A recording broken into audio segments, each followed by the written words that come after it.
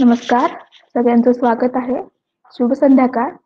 तर किंचितचाही वेळ न दवडता मी मॅडमला अशी विनंती करते की त्यांनी कार्यशाळेत सुरुवात करावी. आवाज येतोय मनस्वी? हो येतोय मॅडम. हा चालेल. आपण आज 10व्या श्लोकापासून सुरुवात करणार आहोत. अखर्व अखर्व सर्व अखर्व सर्व मंगला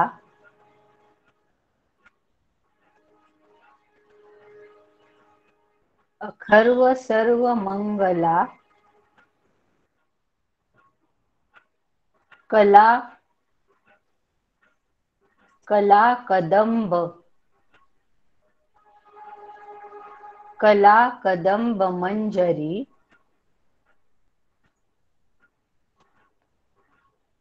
आता मंजरीचा उच्चार कसा आहे? हा जो ज ला जोडून य आहे तो य म्हणजे अनुस्वाराचा आहे, दर्शक आहे. म वर अनुस्वार आहे पण पुढे ज आल्यामुळे च छ ज झ य म्हणून अनुस्वार काढून जोडाक्षरात त्याला परिवर्तित केलं आणि त्याचा उच्चारही पहा मंजरी. ममजरी नाही करत आपण. अनुस्वाराचा उच्चार प्रत्येक अनुस्वाराचा उच्चार म सारखा होत नाही. तर प्रत्येक अनुस्वाराचा उच्चार वेगवेगळा होतो आणि तो अनुस्वाराचा उच्चार पुढील अक्षराला अनुसरून होतो. आणि ते आता तुम्हाला पुष्कळ माहित झालंय की पुढील अक्षर ज्या वर्गातलं असेल त्या वर्गातलं अनुनासिक उच्चारामध्ये येतं आणि लेखनामध्ये सुद्धा तेच अनुनासिक वापरले जातं. ते हलंत म्हणजे अर्ध अनुनासिक. अखर्व सर्व मंगला कला कदंब मंजरी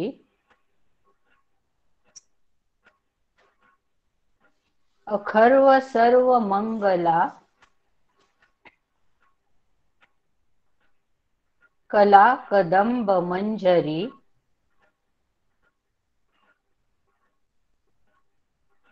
अखर्व सर्व मंगला कला कदंब मंजरी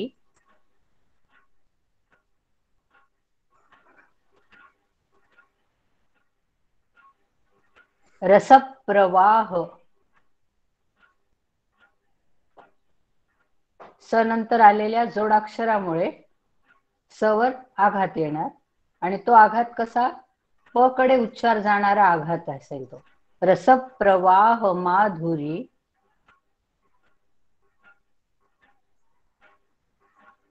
रसप्रवाह माधुरी विजृंभणा विजृ जच्या खाली वाटी आहे. वाटी म्हणजे रुकार म्हणजे ऋषीच्या रूचा उच्चार येतो तिथे. विजृंभणा विजृंभणा मधुव्रतम. आपण पुन्हा धूवर थोडा आघात दिला कारण पुढे व्र हे जोडाक्षर आहे. मधुव्रतम रसप्रवाह माधुरी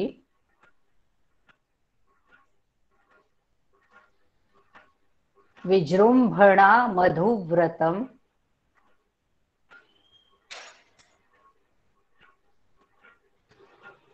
रसप्रवाह माधुरी विजृंभणा मधुव्रतम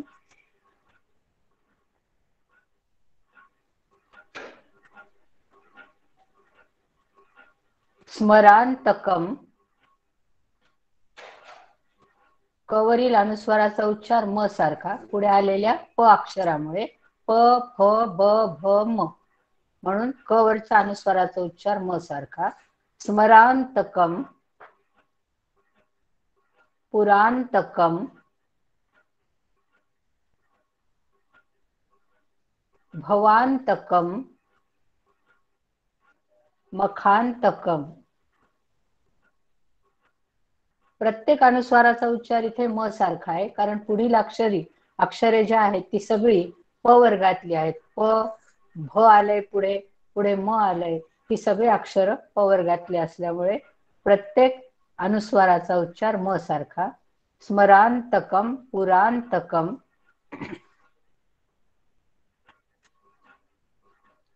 भवांतकम मखांतकम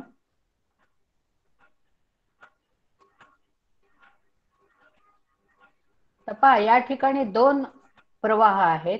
हा जो मखांतकम हा शेवटी आलेला अक्षर आहे ओळीच्या, म्हणून शेवटच्या अक्षराचा उच्चार म सारखा करावा हा एक प्रवाह. आणि ती ओळ अजून पूर्ण झालेली नाहीये, खाली जो ग आहे त्या ग कडून भजेपर्यंत ती ओळ पूर्ण होणार आहे. म्हणून फक्त ह्या पंचचामर छंदामध्ये त्याला ठेवण्यासाठी 16 अक्षर एका ओळीत आणि 16 अक्षर दुसऱ्या ओळीत, म्हणून या पद्धतीने. पण आपण मखांतकम असा उच्चार करूया. दोन्ही चालतात. स्मरांतकम पुरांतकम भवांतकम मखांतकम.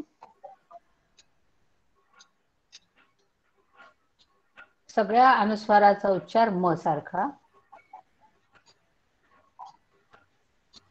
स्मरांतकम पुरांतकम भवांतकम मखांतकम. स्मरांतकम पुरांतकम भवांतकम. गजांत गजांतकांध गजांतकांध कांतकन.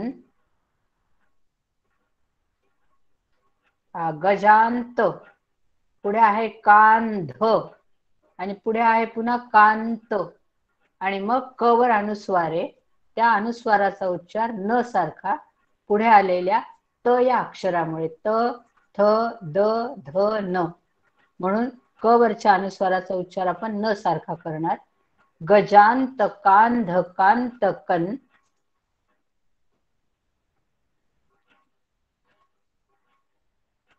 तमंत तमंतकांतकम भजे.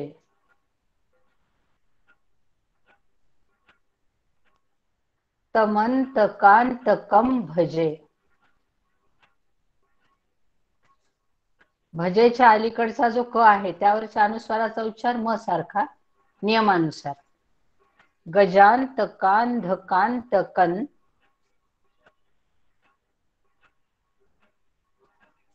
तमंतकांतकम भजे.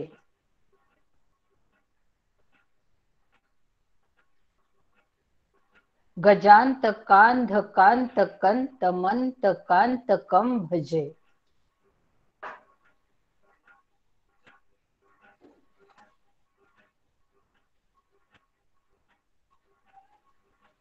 आता आपण सालीमध्ये म्हणूयात. अखर्व सर्व मंगला कला कदंब मंजरी.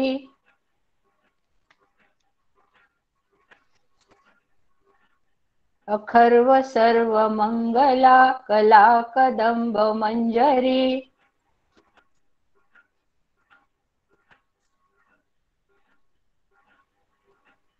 अखर्व सर्व मंगला कला कदंब मंजरी.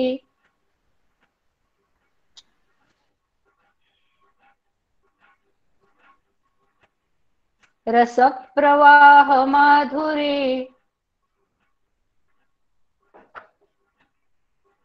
विजृंभणा मधुव्रतम.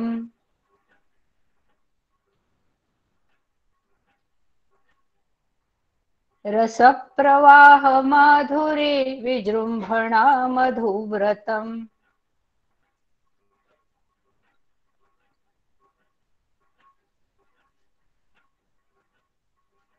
स्मरांतकम पुरांतकम भवांतकम मखांतकम.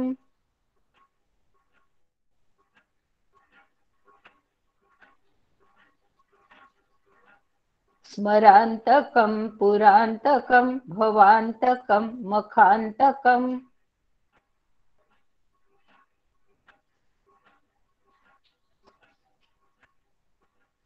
गजांतकांधकांतकन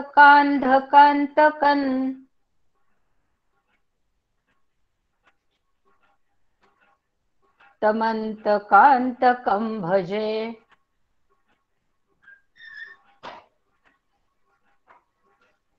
गजान्तकान्धकान्तकं तमन्तकान्तकं भजे।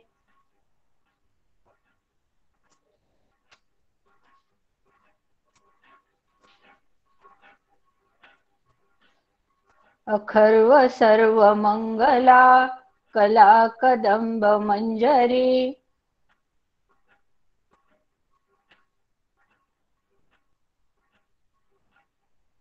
रसप्रवाह माधुरे विजृम्भणा मधुव्रतम्।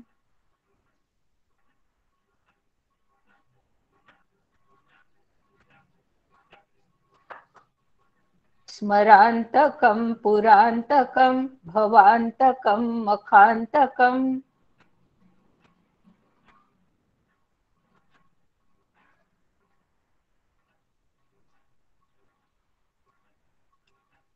गजान्तकान्धकान्तकं तमन्तकान्तकं भजे।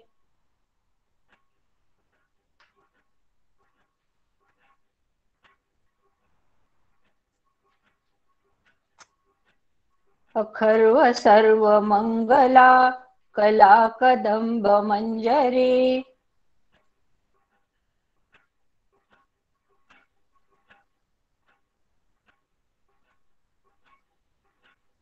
रसप्रवाह माधुरे विजृम्भणा मधुव्रतम्।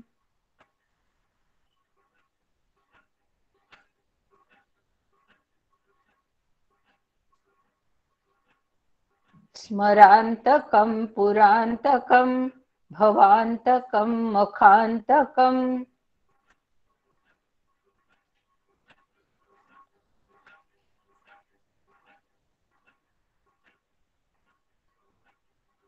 गजान्तकान्धकान्तकं तमन्तकान्तकं भजे।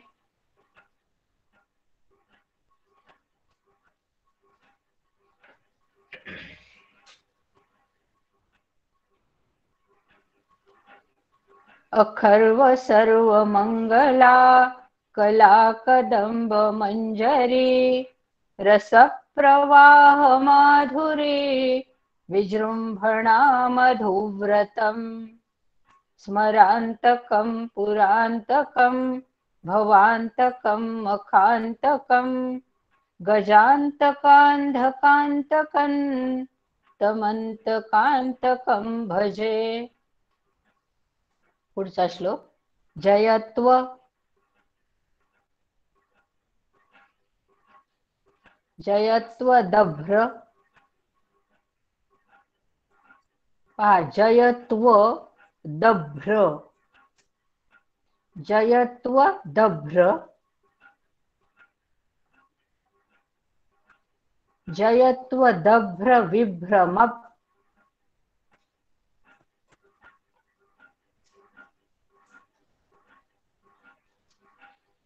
जयत्वदभ्र विभ्रमः।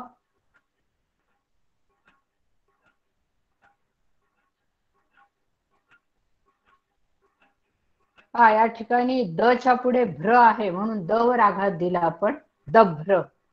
पुढे भ्र वर पुन्हा आघात आहे वीच्या नंतरच्या म्हणून विभ्र। पुढे म च्या पुढे भ्र आलाय पण आपण तिथे थांबतो पण थांबताना त्या म वर आघात करत थांबायचं। तो उच्चार भ कडे जाणारा असेल म्हणजे कसा जयत्व दभ्र विभ्रम। जयत्व दभ्र विभ्रम।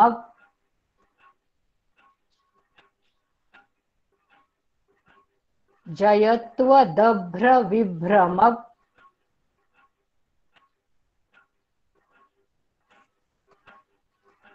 जयत्व दभ्र विभ्रम।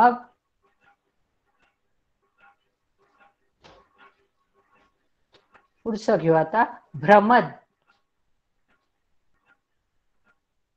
भ्रमद भुजंग भ्रमद भुजंग भ्रमद भुजंग मश्वसत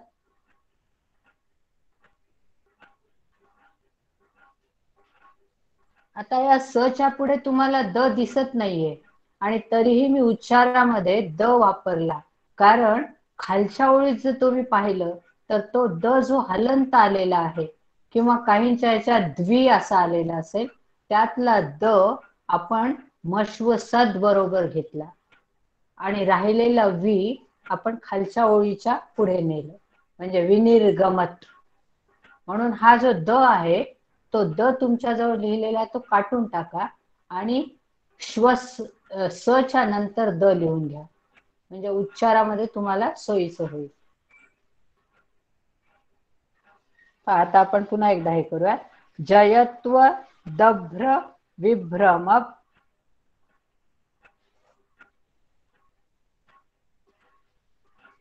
भ्रमद भुजंग मश्वसत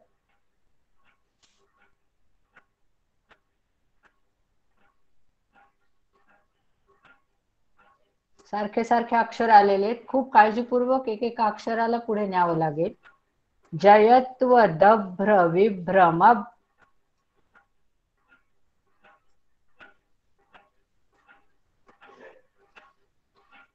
भ्रमद भुजंग मश्वसत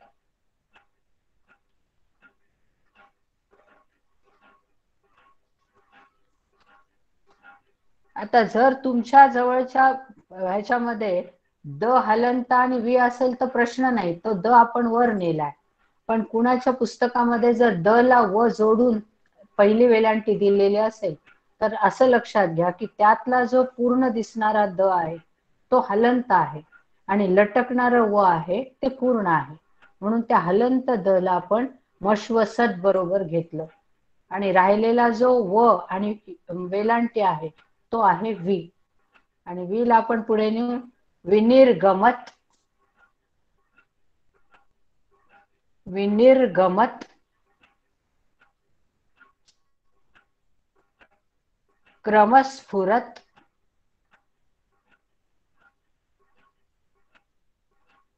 विनिर्गमत क्रमस्फुरत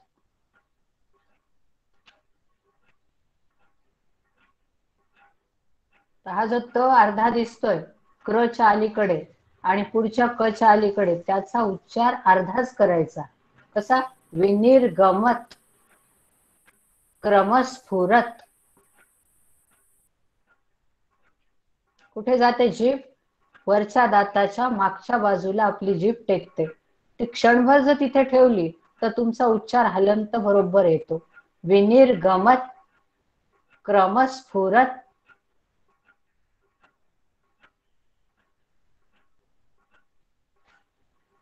आता आपण स्फुरत बरोबर त मागे नेला म्हणून क राहिला. कराल भाल कराल भाल हव्य कराल भाल हव्य वाट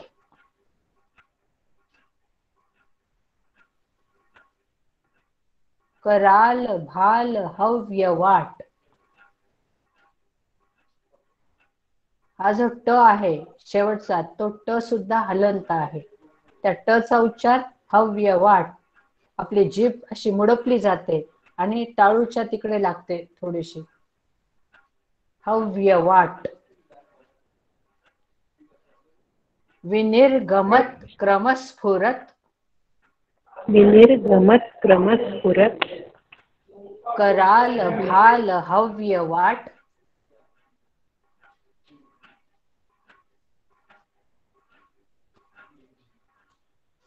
विनिर्गमत क्रमस्फुरत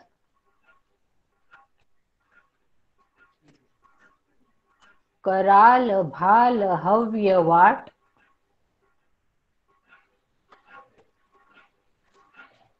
तर पुढे एक पूर्ण ओळ आहे पहा, ती आपण अगदी बारीक बारीक त्याचे भाग पाडूयात. धिमिद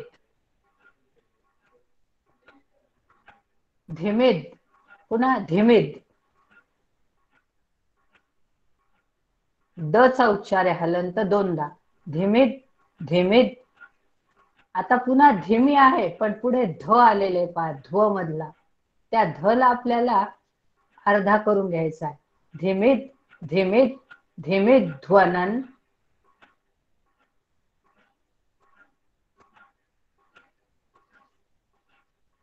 धिमीत धिमीत धिमीत ध्वनन.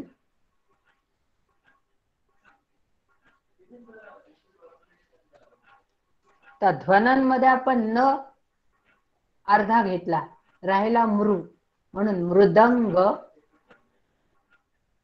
मृदंग तुंग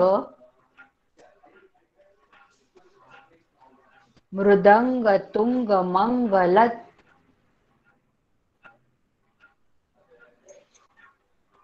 आता या मंगलच्या पुढे तुम्हाला काही दिसत नाही तरीही मी आघात घेतला, कारण खालच्या ओळीत जे ध्व आहे ते जोडाक्षर आहे, म्हणून त्याला आपल्याला मंगलत किंचित ध कडे जाणारा उच्चार असावा तो. आता पुन्हा बघूयात आपण. धिमीत धिमीत धिमीत ध्वनन.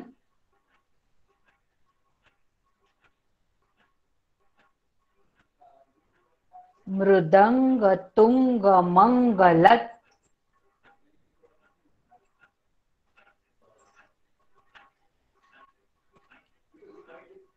धिमीत धिमीत धिमीत ध्वनन.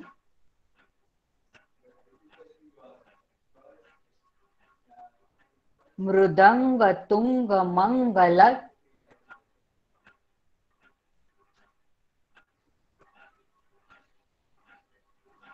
धिमीत धिमीत धिमीत ध्वनन. मृदंग तुंग मंगलत.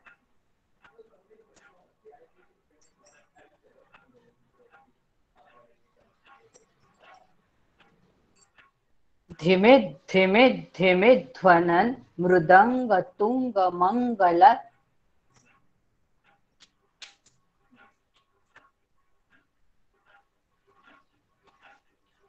धिमीत धिमीत धिमीत ध्वनन.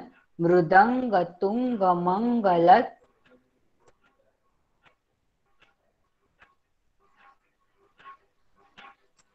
ध्वनि क्रम. क्र आल्यामुळे नी वर आघात दिला आपण. ध्वनि क्र. आता क्र म च्या पुढे प्र हे जोडाक्षर आलंय, म्हणून ध्वनि क्रम. ध्वनि क्रम प्रवर्तित. प्रवर्तित नुसतं नाही म्हणायचं, तर त्या त वर पुन्हा प्र पुढे आल्यामुळे आघात द्यावा लागेल, म्हणून उच्चार काय होईल. ध्वनि क्रम प्रवर्तित.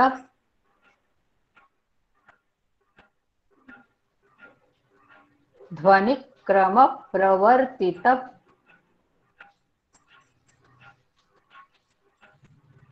प्रचंड तांडव शिव.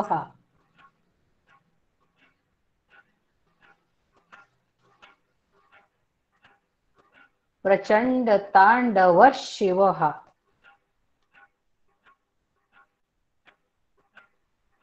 व च्या विसर्गाच्या पुढे श आलंय शहामृगाचं, म्हणून त्या विसर्गाचा उच्चार आपला श कडे जाणारा असणार आहे, म्हणून प्रचंड तांडव शिव.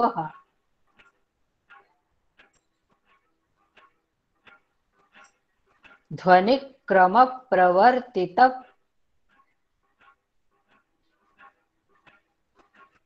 प्रचंड तांडव शिव.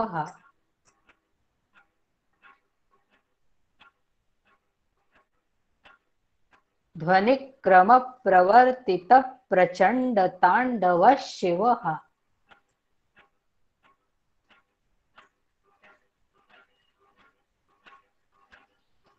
ध्वनि क्रम प्रवर्तित. प्रचंड तांडव शिव.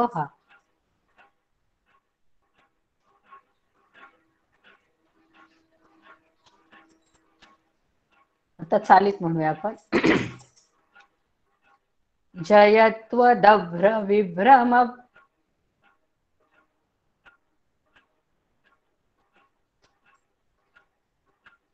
भ्रमद्भुजंगमश्वसत्.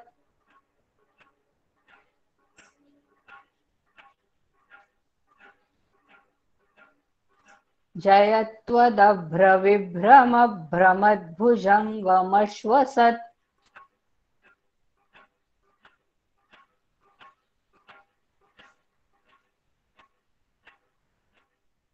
जयत्वदभ्रविभ्रमभ्रमद्भुजङ्गमश्वसत्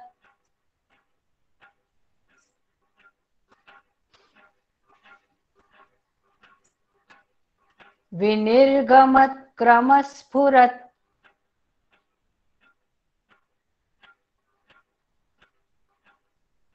विनिर्गमत्क्रमस्फुरत् कराल भाल हव्यवाट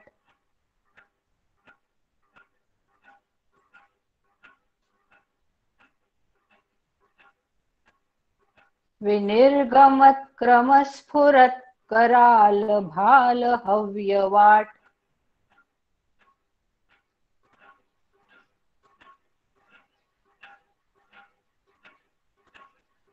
विनिर्गमत्क्रमस्फुरत् कराल भाल हव्यवाट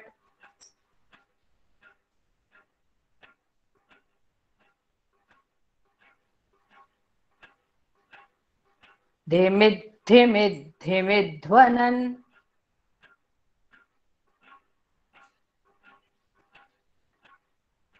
धिमिद्धिमिद्धिमिध्वनन् मृदङ्गतुङ्गमङ्गलत्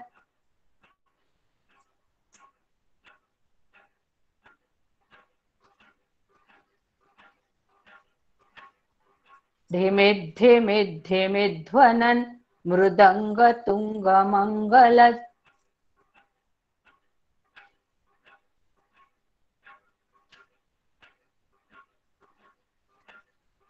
ध्वनिक्रमप्रवर्तितः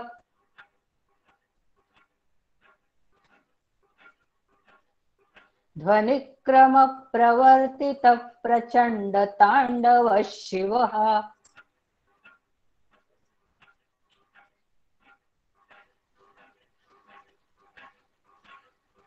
जयत्वदभ्रविभ्रमभ्रमद्भुजङ्गमश्वसत्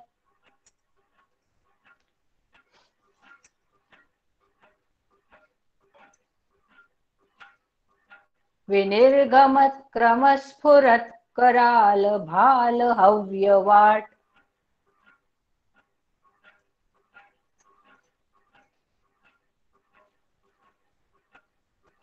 विनिर्गमत्क्रमस्फुरत् कराल भाल हव्यवाट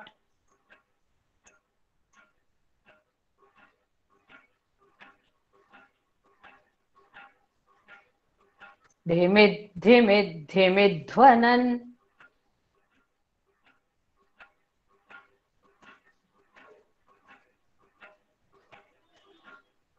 धिमिद्धिमिद्धिमिध्वनन् मृदङ्गतुङ्गमङ्गलत्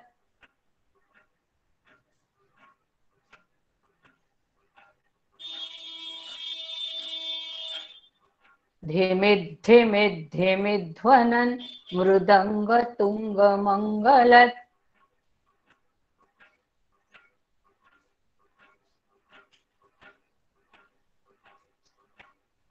ध्वनिक्रमप्रवर्तितः प्रचण्डताण्डवः शिवः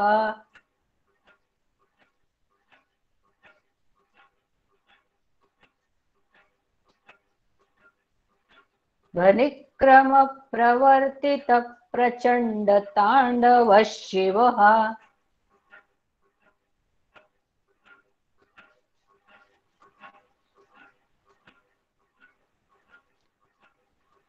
जयत्वदभ्रविभ्रमभ्रमद्भुजङ्गमश्वसत्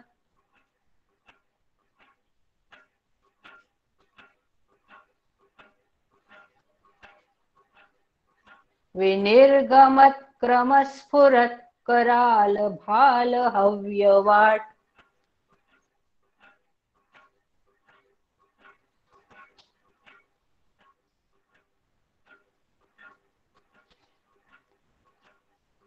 धिमिद्धिमिद्धिमिध्वनन् मृदङ्गतुङ्गमङ्गलत्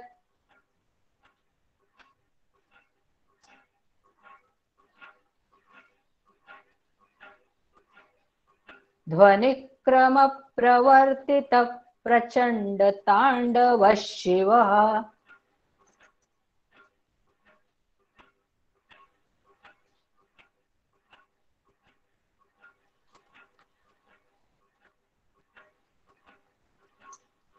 जयत्वदभ्रविभ्रम भ्रमद्भुजङ्गमश्वसत् विनिर्गमत्क्रमस्फुरत् कराल भाल हव्यवाट्।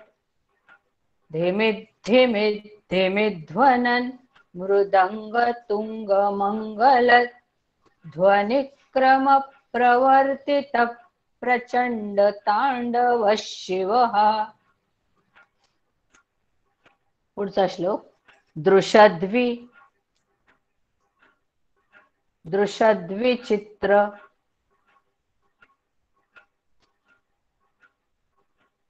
द्रु आहे हा, ते द्रु, द्र नाहीये. द्र म्हणजे पोटफोडा असतो आणि द्रु म्हणजे ऋकार आहे, त्याला म्हणजे ऋषीचा ऋ आहे म्हणून द्रु, आणि ष षटकोनाचा आहे. दृशद्विचित्र दृशद्विचित्र तल्पयोर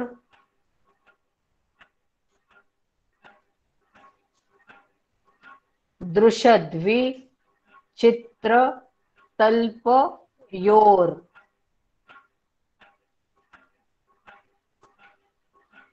योच्या पुढे भूवर रफार आहे पहा, तो रफार योच्या नंतर र चा उच्चार करून त्या रफाराला मिळवायचा आहे, म्हणून कसा होईल दृशद्विचित्र तल्पयोर।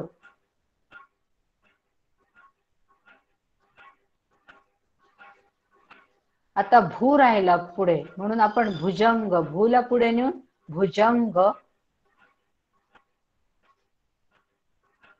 भुजंग मौक्तिक। आता मौक्तिक मधल्या क वर पण पुन्हा आघात येईल, कारण पुढे स्र हे जोडाक्षर आहे, म्हणून कसा होईल उच्चार भुजंग मौक्तिक स्रजोर।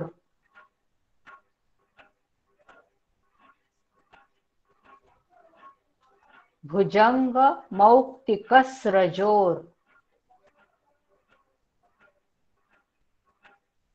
क च्या पुढे जो स आहे त्या स ला फक्त पोट फोडलेला, म्हणजे फक्त र चा उच्चार आहे, स्र स्र, स्त्र नाही, त कुठेच दिसत नाहीये तिथे, म्हणून स्रजोर स्रजोर। भुजंग मौक्तिक स्रजोर।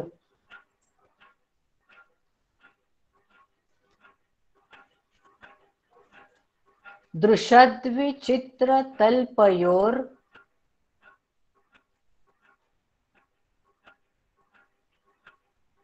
भुजंग मौक्तिक स्रजोर।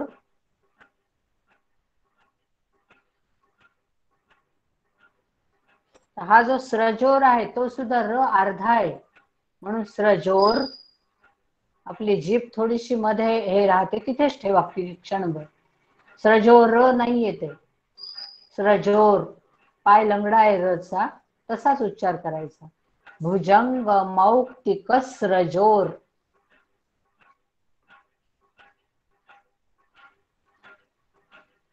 गरिष्ठ गरिष्ठ रत्न गरिष्ठ रत्न लोष्ठ योस।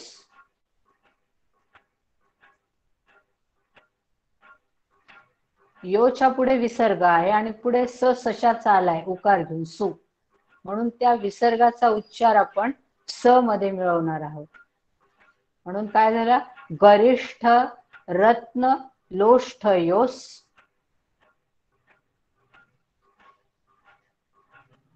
गरिष्ठ रत्न लोष्ठ योस। सुहृद, सुहृद नाहीये, सुहृद, हृदय, हृदयातला रू आहे तो आहे सुहृद। सुहृद्वी सुहृद्वी सुहृद्वी। सुहृद्विपक्ष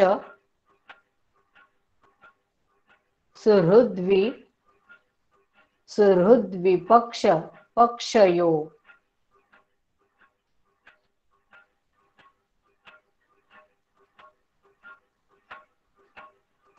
आता ह्या पक्ष योच्या पुढे विसर्ग आहे, त्याचा आपण स्पष्ट उच्चार करणार आहोत. पक्षयोः. त्या विसर्गाला कुठेही मिळवायचं नाही, कारण पुढे पूर्णविराम आहे. असा पूर्णविराम असेल, उभी रेष, तेव्हा त्या विसर्गाचा उच्चार विसर्गासारखाच करावा. नाहीतर मग आपण काही ठिकाणी पुढच्या अक्षरानुसार या पद्धतीने केलेला आहे, कारण तिथे ओळ संपलेली नाही. पूर्णविराम आहे, तिथेच ओळ संपलेली आहे असं गृहीत धरायचं. गरिष्ठ रत्न लोष्ठयोस् सुहृद्विपक्ष पक्षयोः.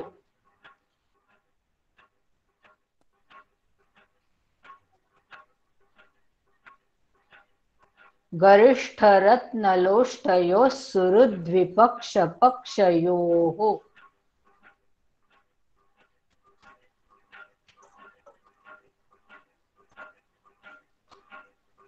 तृणारविंद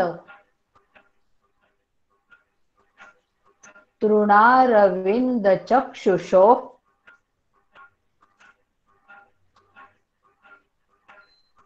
आता या चक्षुषोच्या नंतर जो विसर्ग आलेला आहे त्याच्या पुढच्या अक्षराशी काहीही संबंध नाही. स श स आलेलं नाहीये, म्हणून आपण आणि विसर्ग नसताना जोडाक्षर आलं तर त्या अक्षरावर आपण जोर देतो, आघात देतो.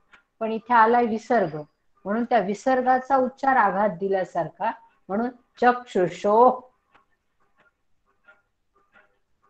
तृणारविंद चक्षुषो. किंचित हचा उच्चार अगदी कळत न कळत. तृणारविंद चक्षुषो.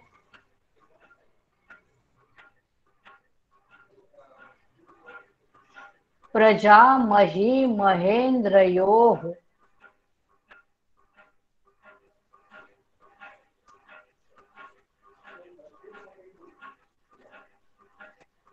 आता या योच्या पुढे विसर्ग आहे पहा, आणि पूर्णविराम नाहीये तिथे, ती ओळ संपलेली नाहीये, पण छंदाच्या रचनेत बसवण्यासाठी 16 अक्षर या ओळीत बसवले. खाली स आलेला आहे, योच्या विसर्गाच्या पुढे स, म्हणून त्या विसर्गाचा उच्चार आपण विसर्गाच्या नंतर स चा उच्चार करणार. म्हणजे कसा? तृणारविंद चक्षुषो प्रजामही महेंद्रयोस्.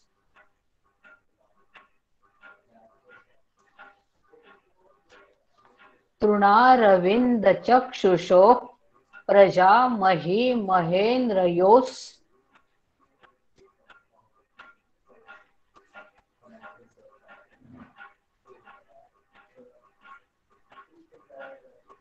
वरच्या योच्या समोर विसर्ग आलाय, आपण पूर्ण पक्षयोः असा उच्चार केला.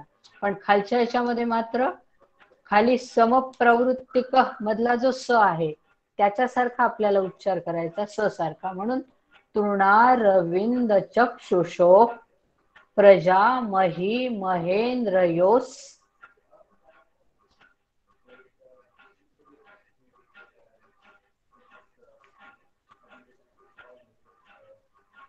तृणारविंद चक्षुषो प्रजामही महेंद्रयोस्.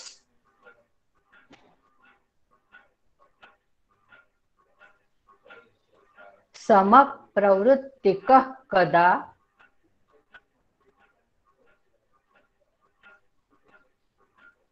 पुढे सम, म च्या पुढे प्र जोडाक्षर आलंय, म्हणून आपण समप्रवृत्तिकः कदा.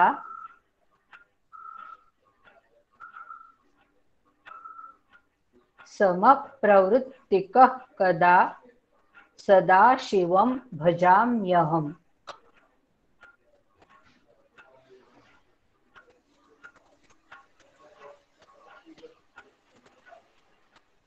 सदाशिवम मधल्या व अनुस्वाराचा उच्चार म सारखा. आता नियम तुम्हाला सगळ्यांना अगदी पक्के झालेले. समप्रवृत्तिकः कदा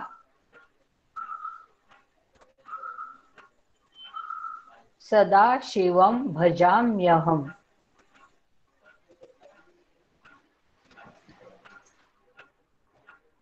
चालित म्हणणार आपण आता. दृशद्विचित्रतल्पयोर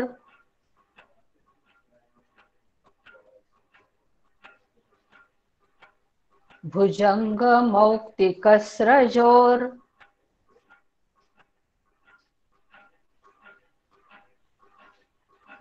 गरिष्ठरत्नलोष्ठयोस्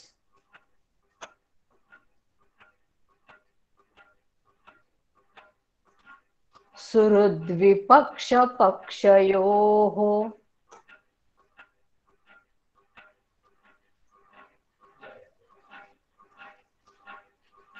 तृणारविन्दचक्षुषोः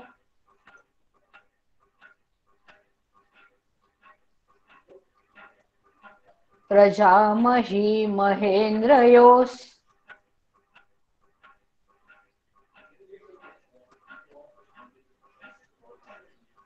तृणारविन्दचक्षुषोः प्रजामही महेन्द्रयोस्.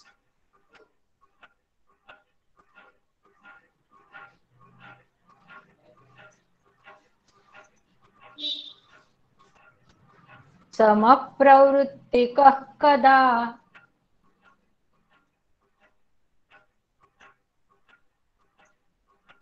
सदाशिवं भजाम्यहम्.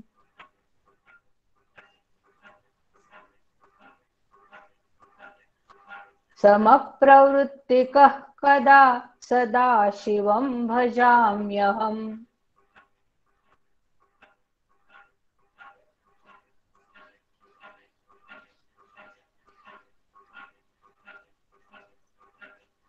दृशद्विचित्रतल्पयोर भुजंगमौक्तिकस्रजोर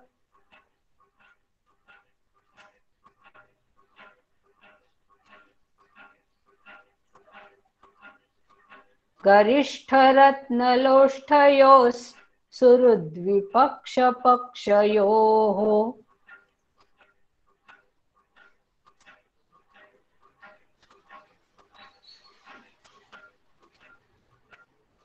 तृणारविन्दचक्षुषोः प्रजामही महेन्द्रयोस्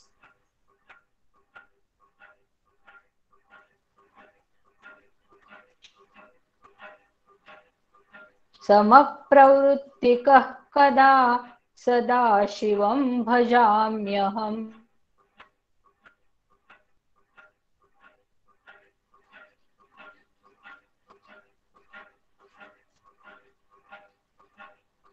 दृशद्विचित्रतल्पयोर भुजंगमौक्तिकस्रजोर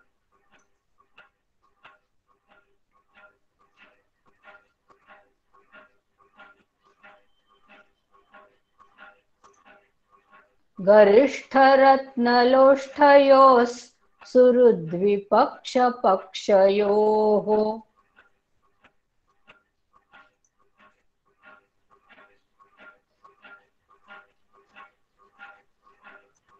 तृणारविन्दचक्षुषोः प्रजामही महेन्द्रयोस्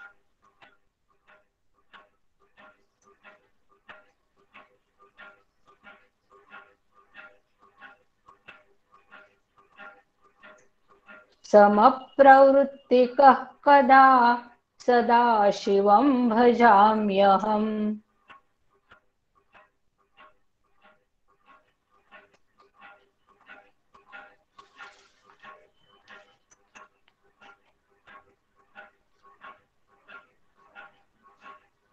दृशद्विचित्रतल्पयोर भुजंगमौक्तिकस्रजोर गरिष्ठरत्नलोष्ठयोस् सुहृद्विपक्षपक्षयोः. तृणारविन्दचक्षुषोः प्रजामही महेन्द्रयोस् समप्रवृत्तिकः कदा सदाशिवं भजाम्यहम्.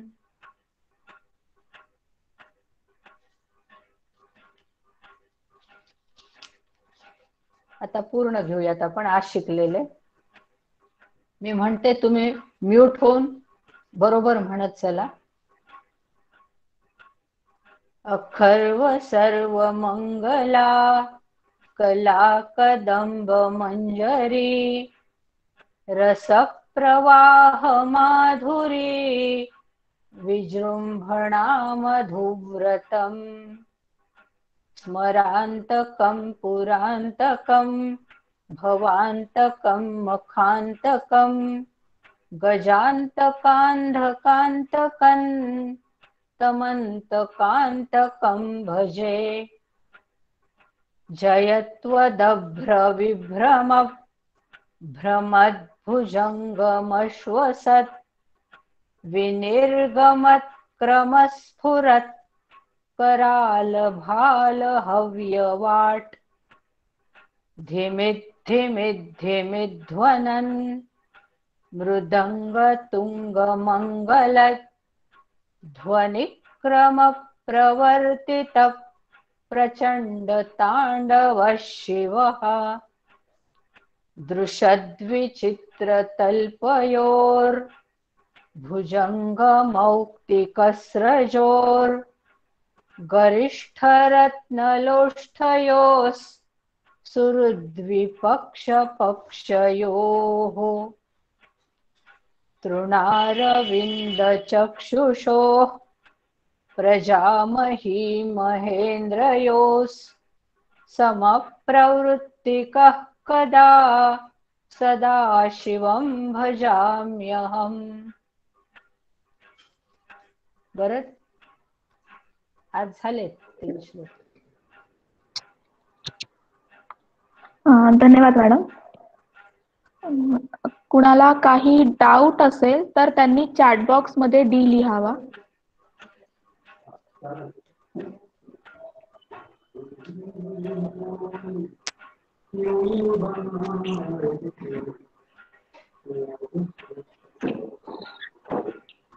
श्रावणी बोराडे.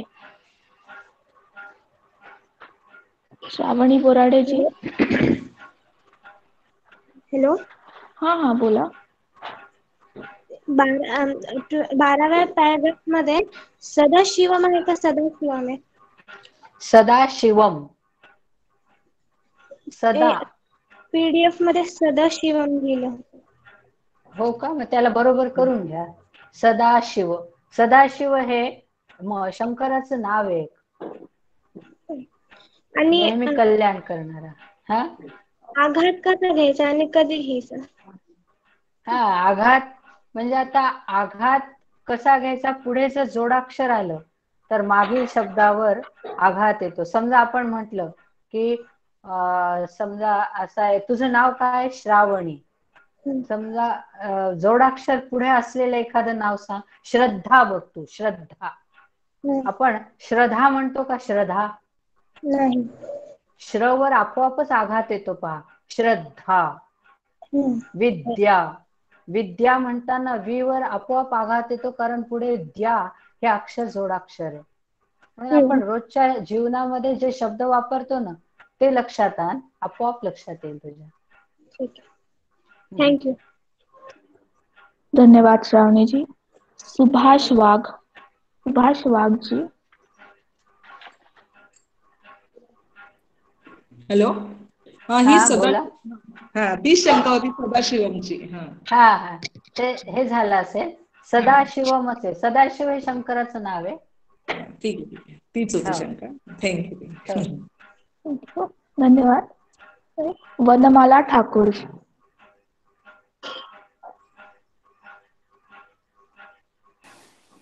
हा, नमस्कार मॅडम. हा, नमस्कार. मला 10व्या श्लोकामध्ये शंका आहे. 3री ओळ आहे बघा. हो. स्मरांतकम पुरांतकम भवांतकम मखांतकम. इथे कम म्हणताय तुम्ही. पुढे कारण गजांत आलाय, मग तो हो हो, वाङ्मयातला मग खूप ग येईल ना. नक्की नक्की, म्हणजे हा किती सुंदर गोष्ट आहे की तुम्हाला ही शंका यावी. कारण मी तेव्हाच सांगितलं, मी जेव्हा उच्चार हो केले ना तेव्हा हो, म्हणजे याच्यात दोन प्रवाह आहेत. दोन प्रवाह, हा हा, म्हणून मी ते एक तर तुम्ही सांग. मखांतकम, कारण तो शेवटचा हे आहे हो, म्हणून, आणि पुढे ग आलेला आहे म्हणून ग आलाय, मखांतकम, कंग कंग, हा मखांतकम कंग, असा. बरोबर. क ख ग ग म. हो, खूप छान बरोबर आहे वाटलं ना मॅडम. हो हो, खूप छान वाटलं, धन्यवाद कारण मॅडम. तुम्हाला अनुस्वाराचे नियम इतके व्यवस्थित कळतायत, म्हणजे खूपच चांगली गोष्ट आहे. आणि मॅडम एक अजून दुसरी शंका आहे मला, हा 11व्यातली एक मिनिट, हो. आज माझे श्लोक लिहिले गेले नाही आणि याचा प्रॉब्लेम होता ना, पॉवर नव्हती, थोडं बरं लेट बरं. हे झाले जॉईन. मनस्वी 11व्या श्लोकची हे टाकते का पहिली तू? नाही, हो हो. टाकलेलं हा, आहे. नाही, मी बरं बरं. काढलंय मॅडम.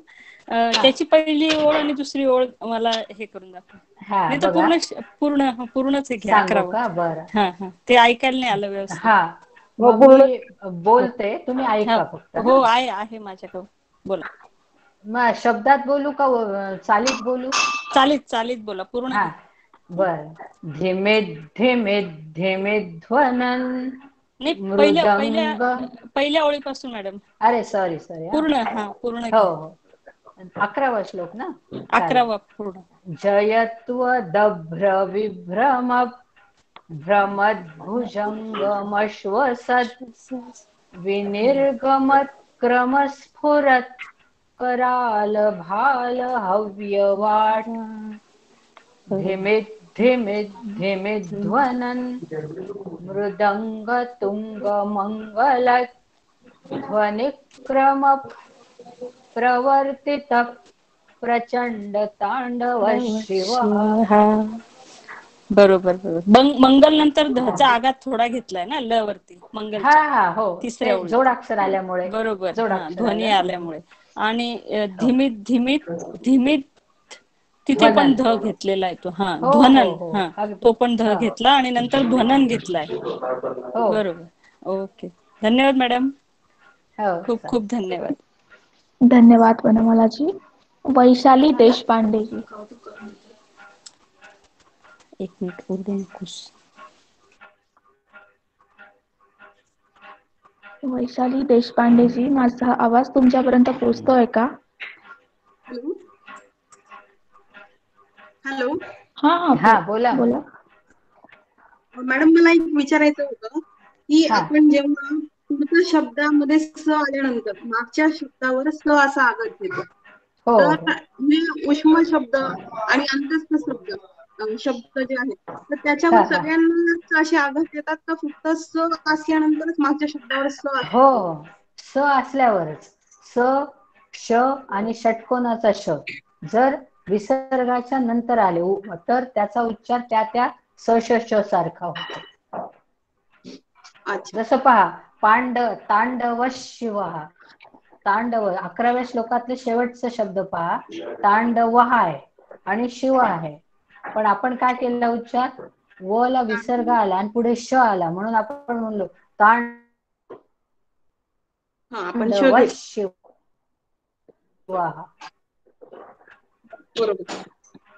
हा, तसंच त्याच पद्धतीने उच्चार. म्हणजे श, स आणि षटकोनाचा, सशाचा स. आणि सशाचा इथे स. महत्व हा, उष्म शब्दामध्ये ह देखील दिलेला आहे, तर मग त्याच नाही, त्या ह ला नाही होत. ह ला तसा हे येत नाही. आपण आता मध्ये एखादं उदाहरण शोधून काढूयात, मग तुम्हाला समजावून सांगते मी त्याचा, की पुढे ह आलंय आणि मागे विसर्ग आलाय, तर त्याचा उच्चार तुम्ही एखादा शब्द तसा शोधून काढा, त्याचा तुम्हाला मी सांगेल. मला सापडला तर मी सांगते. ठीक उद्या सांगेल, बरोबर. चालेल. आहे. चालेल. चालेल, धन्यवाद वैशालीजी. भूषण आचार्य. मॅडम, तुम्ही आता मगाशी हा सांगितलं की श आणि श आल्यावर आघात हा द्यायचा. बरोबर आहे, हो. पण ते जर जोडाक्षर आलं तर, म्हणजे सिंगलच हवं की जोडाक्षर बुवा? हा, एखादं उदाहरण सांगा म्हणजे तुम्हाला लगेच समजावून सांगता येतं मला की एखादं. हो, एक मिनिट. आता ती मॅडम हा, हा. 12व्या श्लोकातली दुसरी ओळ आहे. बर बर. 12व्या त्याचं श्लोकातली दुसरी. हो. हं, हा. गरिष्ठ रत्न लोष्ठ योस. हं. पुढे स आता आलं ना. इथं सु हो. म्हणजे सला उकार आलाय बा, असं सिंगल नाही आलाय, तर मग कसं नाही, तरी करायचं? सुद्धा स आलंय ना, स अक्षर आलंय.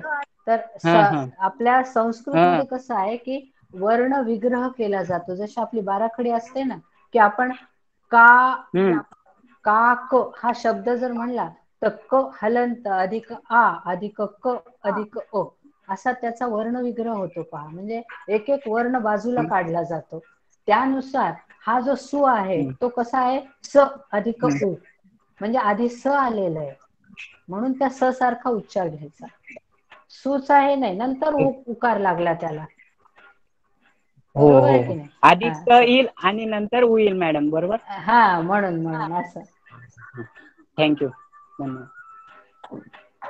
धन्यवाद. आजच्या शंका संपलेल्या आहेत. तर आपण इथे कार्यशाळेची समाप्ती करू. धन्यवाद. सगळ्यांना नमस्कार.